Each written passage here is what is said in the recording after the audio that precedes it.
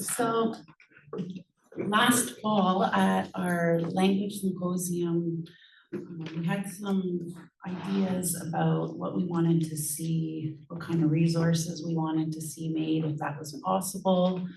And one of the ideas was creating short little skit videos that we could possibly use in teaching.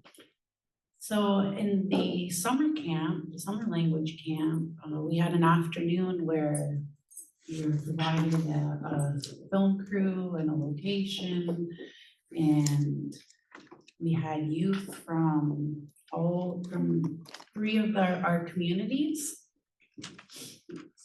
So that's youth from Stockbridge, Munsee, youth from Lunaape, and youth from Munsee, Delaware Nation. And these are most of the youth that were involved in making the videos. One honey glaces berry.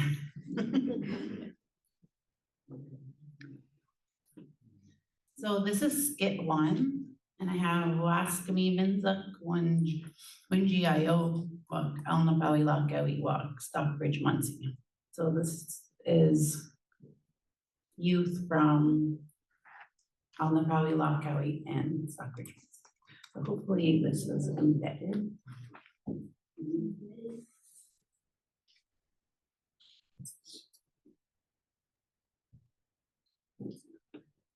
Wing an hour.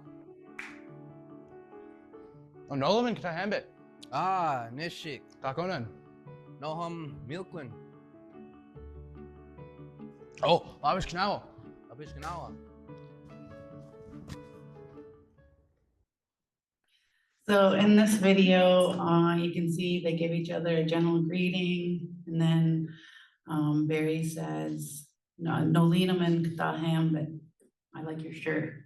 And the other boy says, "Yo," and they shake, and Barry says, "Takond, and where did you get it?" And he answers, "No hum milkwin. My mom or my grandma gave it to me."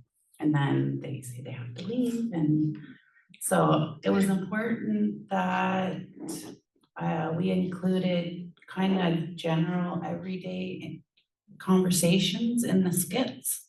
And I also tried to include youth from different communities in the videos. And it's also important to keep in mind that a lot of these youth may have just seen the words to those skits that afternoon. That's also important.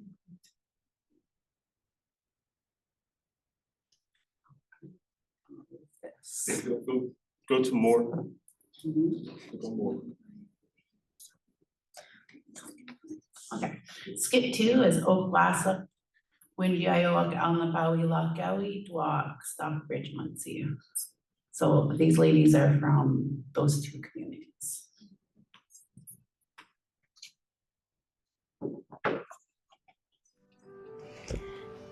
Gatamachi, Oh, Kwakwenj.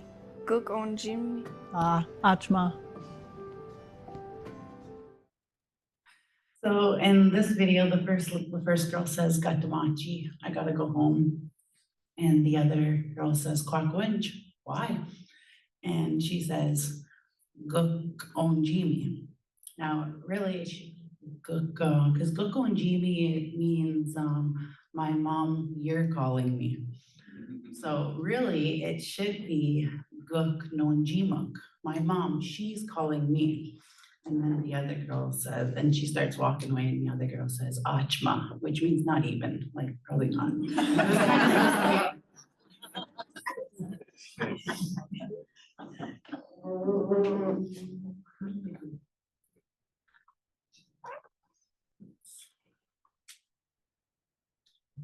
Slideshow again.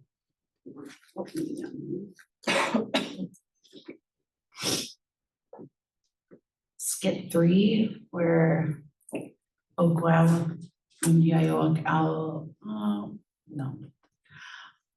Okwala, Winji-io Munsee, Delaware. So these are ladies from Munsee, Delaware Nation.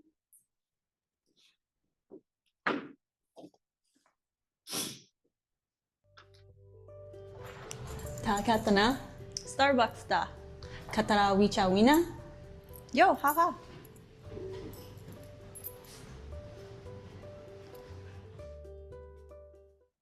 So in that video, the first girl says, "Takta, tahakta, where are you going?" And she says, "Starbucks, or Starbucks, Dom. I'm going to Starbucks."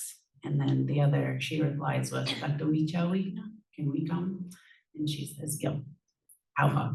Let's go."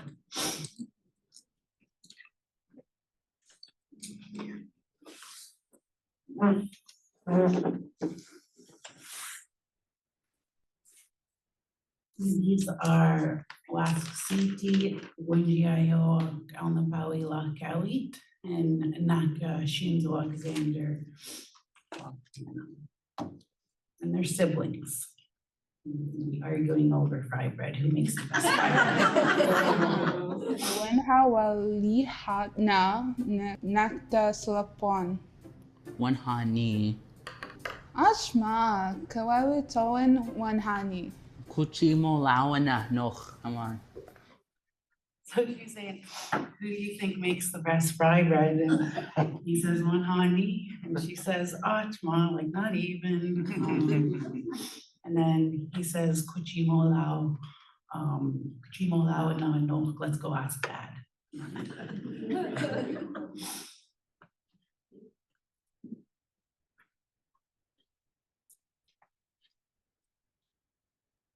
And then this is the last video, and these are boys from Stockbridge, and the first boy's gonna ask him to go somewhere, and he says, I'm too full, and then he starts listing all the food that he ate.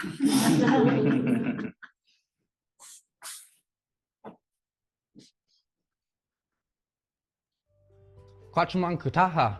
Owa, nongwis. Giswi. Sukela namitsi. Kwaka kamitsi. Pato hewak. Slapwan. Kahakatao. Ocha. Oh, ah.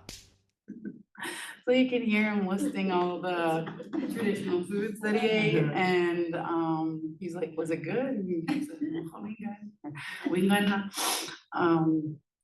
So yeah, those were the 5 videos that were created, and I've shown them to my students, and they enjoyed being able to see people that they knew, people that they didn't know, and ask questions about those people. And I always share about any of the experiences I have when I travel and meet new people.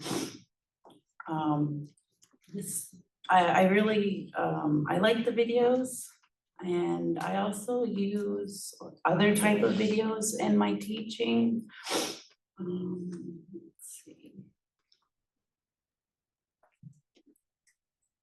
Oh, where do I go to present?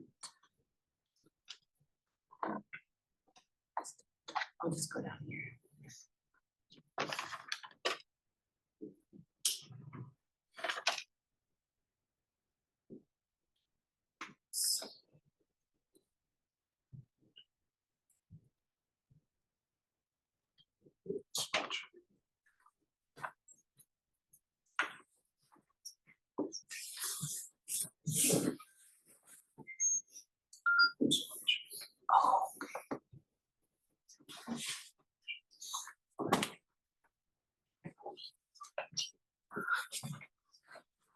So one of the things I do is make my own short little videos to use in class, as I was finding that when we're learning new vocabulary, it's always important. I tell them, make sure you go home and teach it to somebody in your family, something like that. And then when I ask them the next time, I'll say, so who did you teach it to? And they say they forgot what the word was.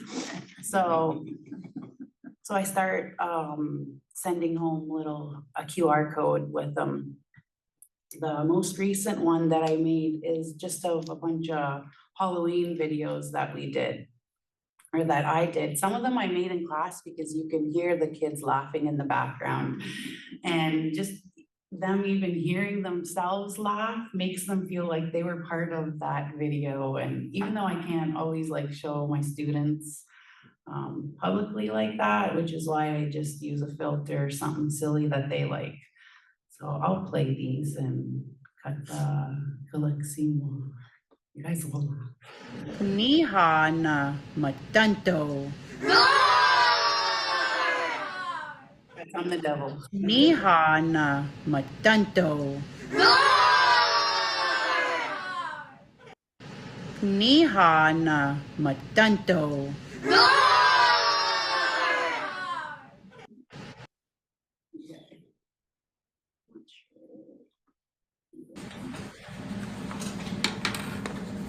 Niha na wachganilano. Wachganilano. Munsee, I'm pretty.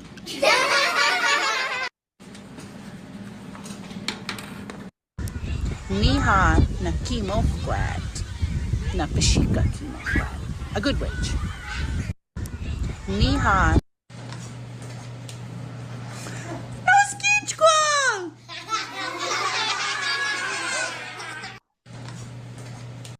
Niha na chibai.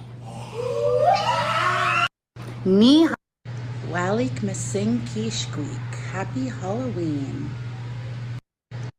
Guatakamak knowledge missing kishqueak. Guatakamak knowledge.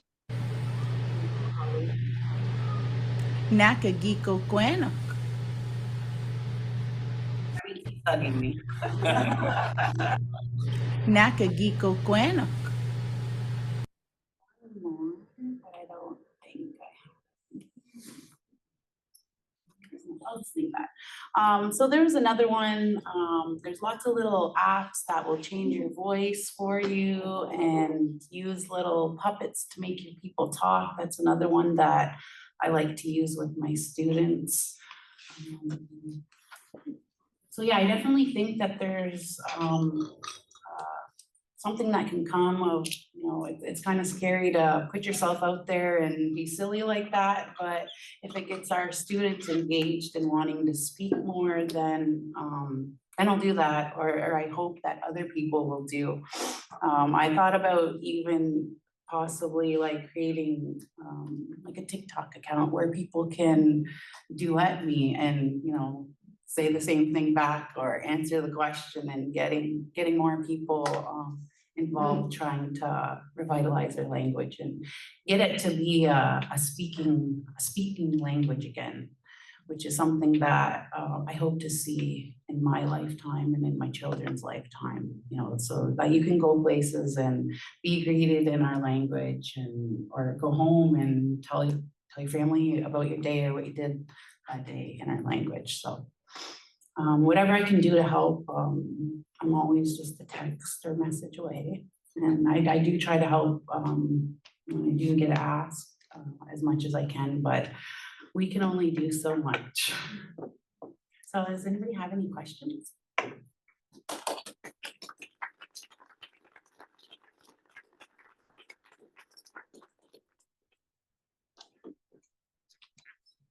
Y'all need a break. Those are really lovely to see them.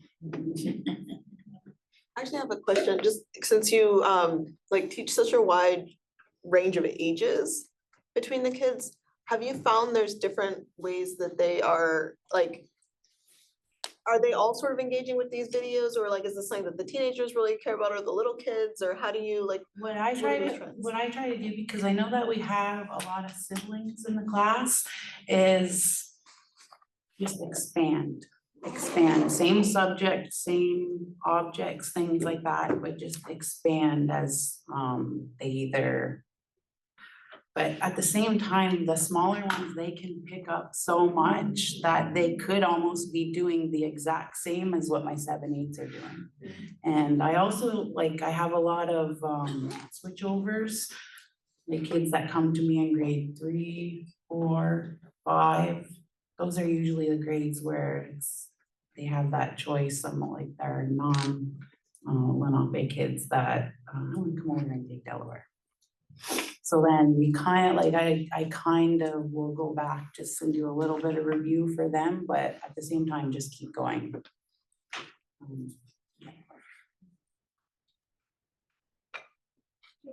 Question, Kristin. Have you had a chance to use the video skits in your classes yet? We've viewed them, like we've watched them and the kids could pick out some of the little sayings that they recognize. If a student asks me something in English, you know, such as, can I go to the bathroom? It's a common one, I go to the bathroom, and I just repeat back to them in Delaware, we go, and they will try and say it or say, I can't say that, I can't say that. So then we break it down.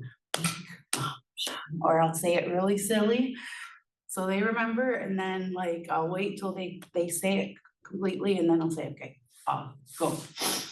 So finally this year, one of them came up and said, we want China, without any help or anything, and that just is so like, you know, it's getting to them, because a lot I find you can tell them little things in Delaware, but then when you ask them, how do you say this? Like, but you will respond every time, and I see that with my own children. So even though like I am a teacher, I'm still learning how to teach, what works for me, what doesn't work. And it's good to have a good network of people like we do here, that we can always bounce our ideas off and ask questions. And you know, when people ask a question or ask me about something, I try to get an answer, or I look for somebody that could give the answer. And then also try and give a few other examples of how that word or phrase might be used to give them a little bit more better understanding. And then like, it's really great with the sound files that you can send off within seconds. So technology is good, is a good thing for us. Where's all your little skits located? Is it on YouTube or where do you have it?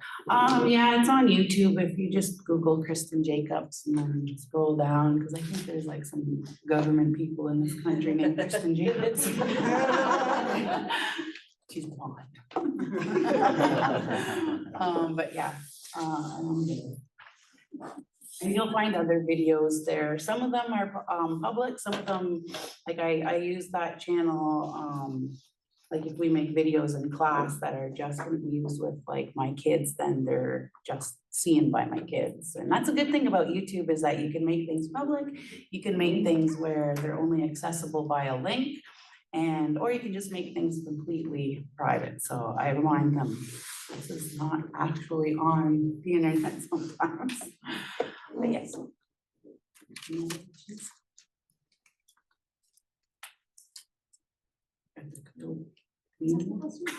One of the things I was really struck by in not just hearing the language spoken, but hearing the voices of the children in the background and so on, is this sort of layered way that the language brings people together. And I was thinking about that in connection with some of the things that Trina and Jamie were talking about, in terms of, I love the way Jamie put it, you can construct the back end and the front end, the digital dictionary, but then you have to make sure that the spoken language is there. It's the icing on the cake because it's the sweetest.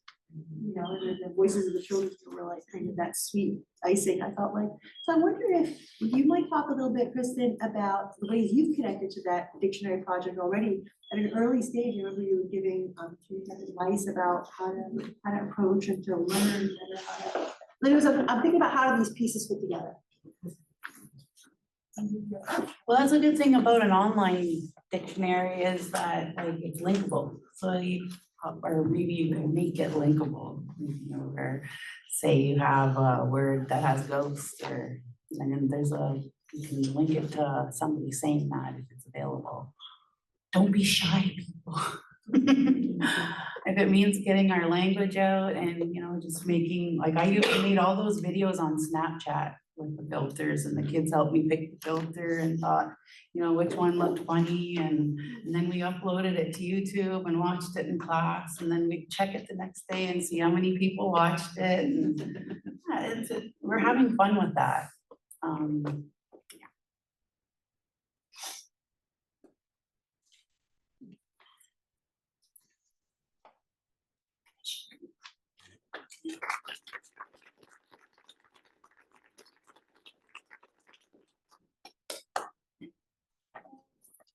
We have about 10 minutes. I We don't can go know. even later, because lunch will be out at 12:30, so like whenever. Oh, okay, so maybe we can open up a little bit for questions. I know that, you know, Jamie, Srinike, maybe you had a little more to say, or you wanted to show something. I don't know if you had, if you wanted to show anything else, but this would be a good time. So let's take this opportunity to just kind of open it up for discussion. So if it's possible, I don't know, is it possible to change the camera? Do we want to do that? I don't know. Yeah, go ahead. I just had a suggestion. I love that what you guys are doing with the online dictionary. I think that's amazing. And it's just an idea that maybe to help with the input on the computers, is it possible for like a college course that's based on language specifically to have the students do a certain number of hours as an assignment, so that they're doing the physical work and they're helping you, like giving you resources of lots of people helping with the manual labor per se, you know what I mean? And then you're also kind of hooking them, right? Like it makes it interesting for them. You're like pulling them in and then they're a part of something. So they'd probably want to learn the language even more.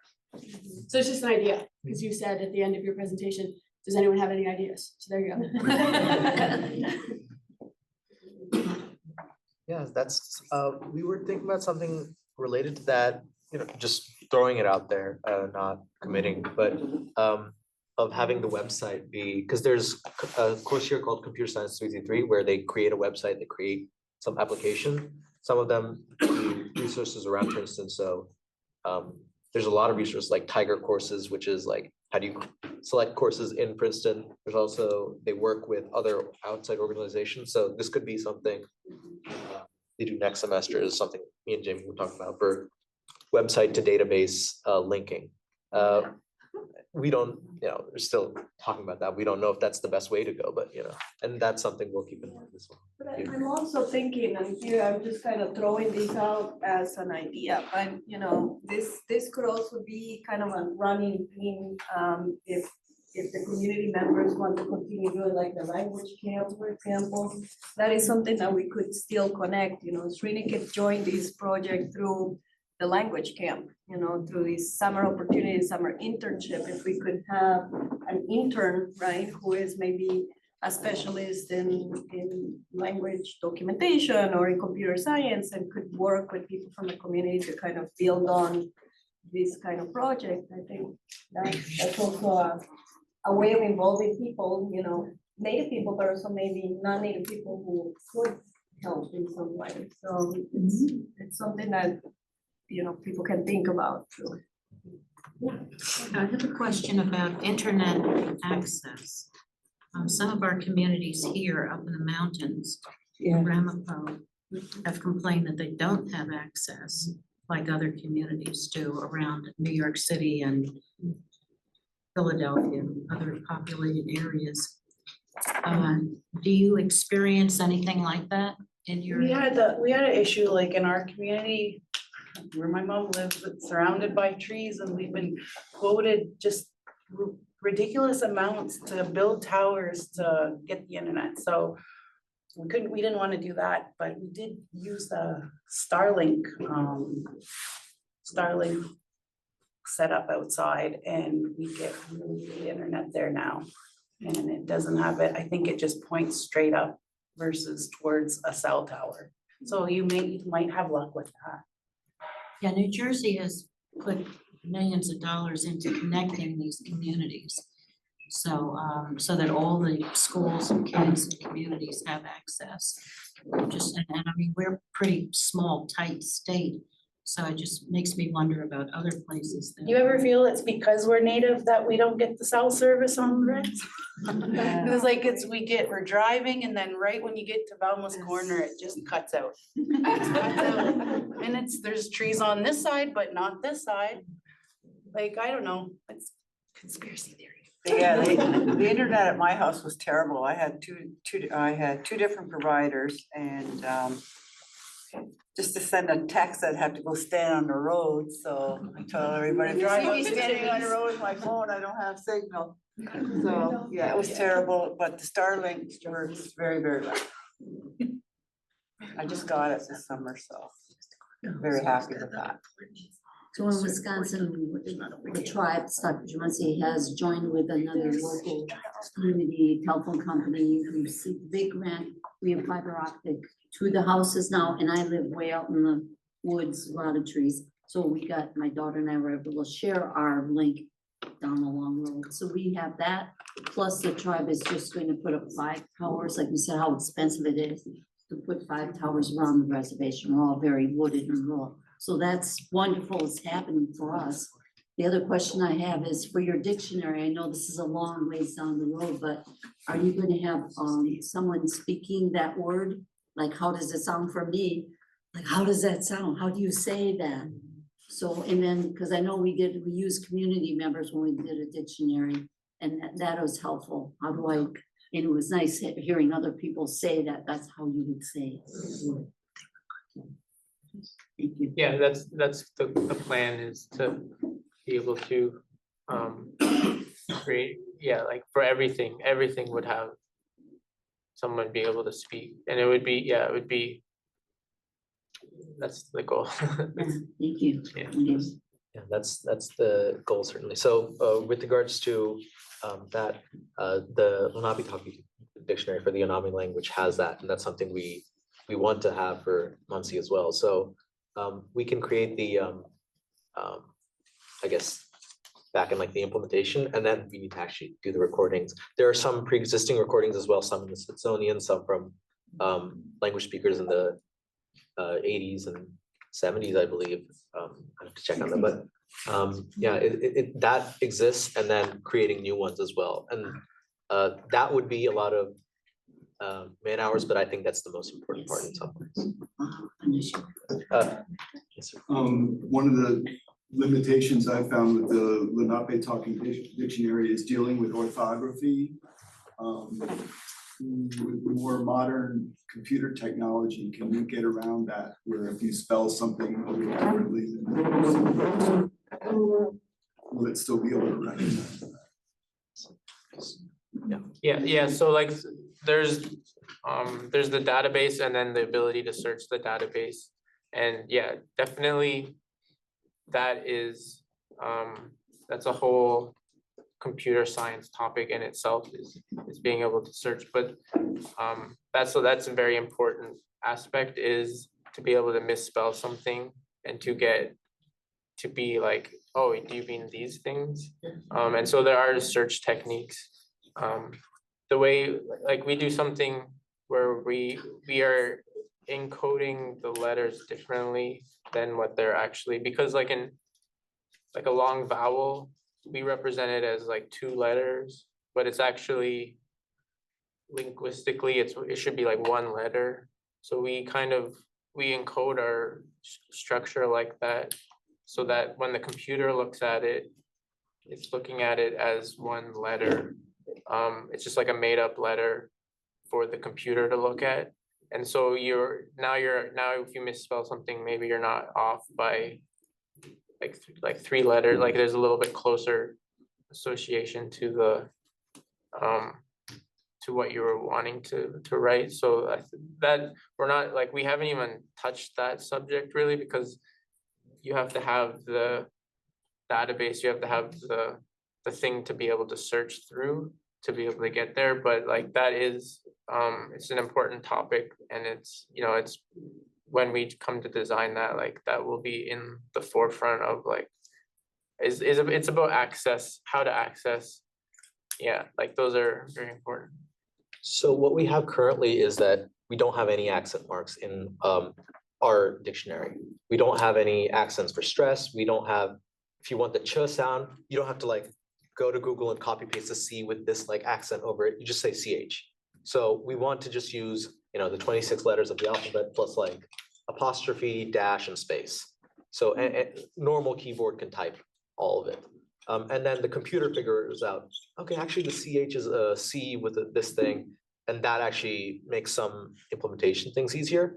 But for searching, obviously Jamie brings up a good point of like, if you spell something with a single O instead of 2 O's, we need like, did you mean this? That's something for later, but the actual database, and actually since we have time, we can show it, but it just has the letters.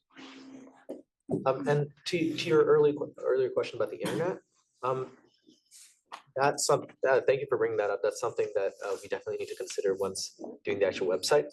Right now, because it's just an Excel document, you can download that document and look at it on your on your computer without any internet access. But as we do the website, we definitely need to think about, can this be accessed online? Is there a downloadable version of the website? But that's for later on. Yeah, there are also a couple of problems with the Lunaape talking dictionary that you're not going to encounter with Munsee, because the Unami is just phonologically a much more complicated language, and the decisions of how you spell it are really much more serious than you're going to get with Munsee. Munsee really works very well with the 26-letter alphabet.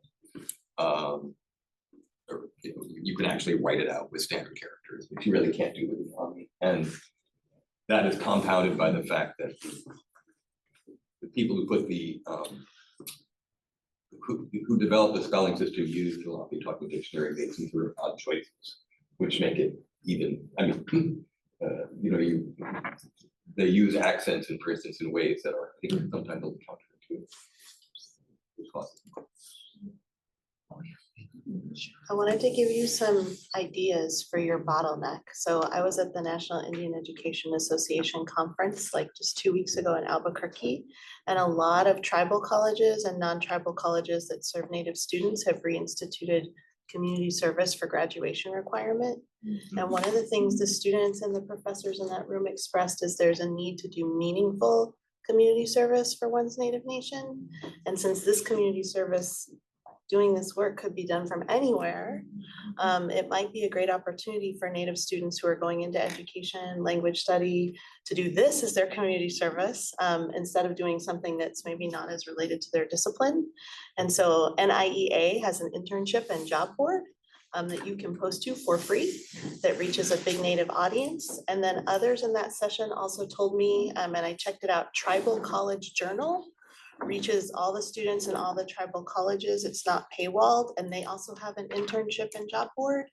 And then someone was there from Indian Country Today, which is also not paywalled. You have to pay a small fee to advertise a job or an internship there, but they have both. If the concern is money, they have both unpaid internships advertised in all 3 spaces and paid internships. And then the folks from the tribal colleges in that session also said that they would be so happy to advertise any and all internships. And if you Google tribal colleges list, you can get a full list of the tribal colleges. So this might be a great way for Native college students to do community service, which they are starting to have to do again post-pandemic, but make it really meaningful. So just a couple of ideas of places you could advertise if you want to move that bottleneck. Thank you. Is that, so NIEA, Tribal College, and what was the third source? Indian Country Today. Yep. Thank you. Yep. So I hope that might help a little. I have a suggestion or a comment. I know that there is some federal money available in the United States for infrastructure. Back to the question of infrastructure. I don't know if that's where they got. Yes. So it Yes. was that the state of Wisconsin Yes. applied for, can a tribal government gain access to the same Sure. resources? Yes, yes. So if there is a community in a particular location and they have a tribal government, they can apply for Sure. the funding to do the to run the lines. Right. Fiber optics.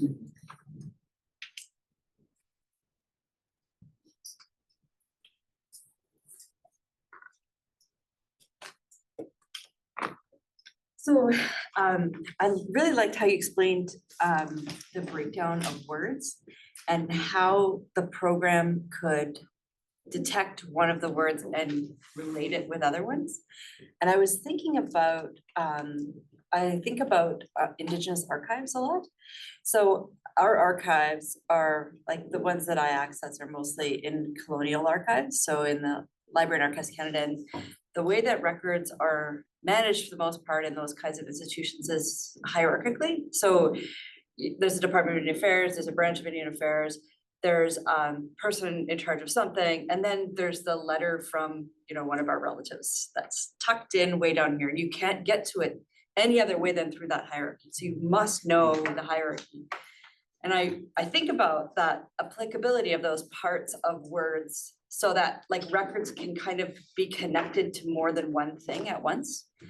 And I think it's kind of like really opening up maybe just a different system for thinking about records management and records keeping. That like even connecting it to the language, even if those records are in English, just that you kind of get more than one concept or one way into a document. I'm just not smart enough to think of the tech angle of it, right? But the way that you explained it, like I could kind of picture it the way that I use archives. Thanks very much. Yeah, so this is a little more technical, but the way that at least I was envisioning it is like a graph with a bunch of like nodes and just connections. So if you have machkas and like brick, you want that to be connected with all the mach words, just red words, and then you want it to be connected to all the asan words, all the stone words, and then you want it to be connected also to all of the semantic categories. So if you want brick and you want that to be related to house and you want that to be related to like, I don't know, door, whatever, you can have a category that's like house vocabulary. And that's a column that we have as well. So if you want to sort only for animal words or fish words or plant words, you can do that. That's another thing that we were talking with Kristin about and we want to figure out is what are all the semantic categories that we want to have? Because that's arbitrary. If you want, you can have only scaly fish, but that's like too specific. So we want to create like a list, and that's something where the language keepers are really, they would know best how to make that decision. But then you can have that connection so that every word is like in its proper context and it has the related words. I have a question from the chat. Olson, hoping that the dictionary could have words done phonetically. Here in Moscow, I would do that for me and help me to say the words. That's like, oh wow, that is like a really good idea, and that's another like year-long project for someone to break down everything. But yeah, like that. I think that is necessary. Like having that ability and then having the spoken at the same time, like those are all great connections. So one thing that could be done is you can have like, here's the word, and you can auto-generate the pronunciation pretty easily in IPA, which is what linguists use to transcribe how a word sounds. And then you can have like IPA to how normal people would write it out. And that should work like, I haven't done it, but that should work like 95% of the time. Because Munsee is very good at like sounding how it's spelled. Except for some like schwas, but that can like be figured out. Just wanted to clarify. So are you using a graphing database in the backend or? No, we're just using an Excel. Just using Excel. So you're not referring to the notes, I'm just curious. Seems the easiest to grow and change. Pieces rather than. Right, so what we have in terms of graphing is like, you have semantic category for a word, like is it a house, is it like a fish, what is it? And then we have etymology, so mahkasan equals mahki plus asan, you have like notation for that, which a computer can read easily and a person also. And then you have related words. Related words are a little hard because you have like, what is it, like mahkalala, mahkalat. Those are like two different words of like it rus and he rus. But the problem, this is like more implementation side, but the problem is you have to like write mahkalal, related mahkalat, and you also have to go down here and say mahkalat, related mahkalat. So it's like a little redundant, and it's like, how do you figure that out? That's something we haven't figured out yet. But yeah. Yeah, and like our current database is, you know, it's not what is running direct, it won't be running directly like a website. It'll be kind of the source database, which for whatever is the needs of, like there's the needs of the database right now as a way to get complete language information that then can be transformed into a different, like if we need to be able to live search things and then we find that that needs a certain kind of structure for the website, it would be transforming that database into like a live version for the website. Yeah, so it would be yeah, so it'd be based on that, but like right now we're concerned with a way to, like a schema of how do we collect all this information in ways that we can use in the future for other applications. Yeah. American Philosophical Society in Philadelphia has a Center for Native American and Indigenous Research, and they also have quite a lot of collections that are very related, both manuscripts and printed sources, to Munsee language materials, and people can apply, both Indigenous community members and scholars who work with Indigenous communities, to basically get grants to do this type of work. So I think that's definitely, I mean, it's Philadelphia. If they should fund anything, there should be funding stuff for that whole thing, right? So that's just one opportunity. And they have also a really good, where you were saying, they have a really good approach to exactly this issue of trying to reimagine their collection so they're actually useful for Indigenous communities, and are really like working with how to, especially around language, catalog things in new ways so that they're actually no longer, you know, representing those hierarchies. One thing that I have been thinking of kind of in the earlier session and this session is I work closely with the Canadian Commission for UNESCO, and I'm on some of their advisory boards, and UNESCO internationally has sort of recognized this decade that we're in as the decade for Indigenous languages, many of which are considered endangered. And there's been some funding streams from the Canadian Commission for UNESCO to fund and promote projects relating to language revitalization, but they also provide some funding for distributing policy papers or idea documents about kind of strategies relating to broader UNESCO missions and mandates. So for example, policy papers on some of the language work that's been happening. But what's interesting about that is the United States withdrew from UNESCO during the last presidency and has since rejoined UNESCO in this presidency. But again, they're rejoining UNESCO during this presidency while we're still in the decade of Indigenous languages is really interesting, because the UNESCO, the National UNESCO Commission for the United States is still sort of defining what its mandate is going to be. And I think there's some interesting opportunities, perhaps some initiatives in the Canadian kind of governmental realm, saying that we also have language partnerships with our colleagues and our fellow citizens in the United States, and trying to see if the Canadian Commission for UNESCO can leverage some of these partnerships with the UNESCO Commission that's going to be redeveloping its work here. I don't really have like a comment to make, but I think there's interesting opportunities how we're in the UNESCO decade of endangered Indigenous languages. The United States has recently rejoined UNESCO, and I think that there's an opportunity to be proactive right now for a body and a gathering such as this, which really does kind of build on those international cross-border connections. So that's just kind of a general thought. And if anyone wants to connect with the Canadian Commission for UNESCO, let me know and I can make it happen. So that's my thoughts. A question about your base code. I saw that you were working with the Jupyter Notebook file. I was wondering if this is all being done in Python. Okay, so then I was also wondering, was there a reason you chose CSV to store the information versus something like a NumPy file? Sorry, that's really technical. I'm a physicist on my day job, so. No, it's good to have technical questions. The reason we chose Python was because it's just a language that both of us knew. Right. And CSV was just because I was more familiar with libraries that use CSV. Okay. There wasn't like an active decision. It was more passive. So if you have like suggestions of like, these are the benefits and drawbacks of different data storage types, because we're just doing it out of a Google Sheets and then we're exporting it to CSV anyway. Okay. Yeah, NumPy can take up a lot less space. And I think making that decision early on is really useful before you have in a certain data file and ends up being a large Yeah. Larger data set that needs. Yeah, like right now, like we're right now, like we're not even like project level with this. It's very much like a scratch pad of how we're doing it. So one of the things what we need to do when we get back is kind of set it up as a more of a project for collaboration. And then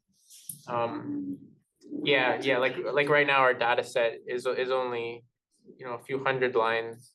So that's like, we're kind of working with that now, but yeah, like as, you know, 20,000 entries with various ways to like connect them, you know, we might hit a wall there. Can you fix spell check while you're at it? This has that red line.